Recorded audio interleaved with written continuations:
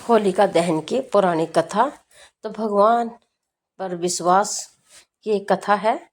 तो प्राचीन काल में हिरण्याकशिपु नामक एक अत्यंत अहंकारी और क्रूर असुर सम्राट था।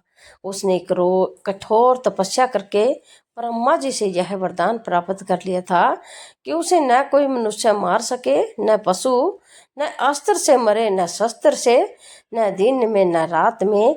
इस अजय वरदान के मध्य में अंधा होकर उसने स्वयं को ईश्वर घोषित कर दिया और अपनी संपूर्ण प्रजा को केवल उसकी पूजा करने का आदेश दिया।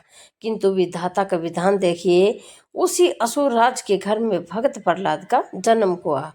प्रहलाद बचपन से ही भगवान श्री हरि विष्णु के परम भक्त थे। हिरण्याकशिपु ने प्रहलाद को विष्णु भक्ति छोड़ने के लिए अनेक अमानवीय यातनाएं दी। उसे ऊंचे पर्वत से नीचे गिराया, मतवाले हाथियों के पैरों तले कुचलने का प्रयास किया और विषैले सर्पों के कक्ष में बंद कर दिया। किंतु हर बार स्वयं भगवान नारायण ने अपने नन्हे भक्त की रक्षा की। जब असुरराज के सभी क्रूर प्रयास विफल हो गए, तब उसने अपनी बहन होलिका को बुलाया। होलिका को अग्निदेव से एक ऐसा दिव्य वस्त्र चादर प्राप्त था कि जिसे ओढ़ने पर अग्नि उसे जला नहीं सकती।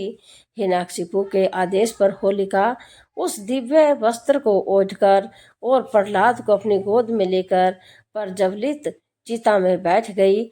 असुरों को लगा कि आज यह बालक अवश्य भस्म हो जाएगा। चिता में बैठते ही प्रहलाद ने पूर्ण समर्पण के साथ ओम नमो भगवते वासुदेवाय का निरंतर जाप आरंभ कर दिया। भगवान विष्णु की माया से उसी क्षण एक तीव्र वायु चली और होलिका का वह दिव्य वस्त्र उड़कर भक्त प्रहलाद के ऊपर आ गया।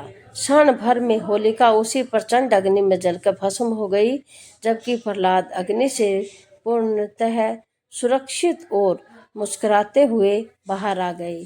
सीख: होलिका दहन केवल लकड़ियों का दहन नहीं है, बल्कि हमारे भीतर छिपे अहंकार, ईर्ष्या और नकारात्मकता का दहन है। ईश्वर पर यदि अटूट विश्वास हो तो बड़ी से बड़ी विपत्ति भी हमारा बाल बांका नहीं कर सकती। ऐसी ही धार्मिक और पौराणिक कथा कहानियों के लिए आप हमारे चैनल से जुड़े रहे। तो बुराई पर अच्छाई की इस विजय के पावन पर्व पर होलिका की अग्नि में अपने दुखों और अहंकार को भस्म करें। कमेंट में जय श्री नरसिंह और जय प्रहलाद अवश्य लिखिए। जय श्री हरि। ओम नमः भगवते वासुदेवाय नमः।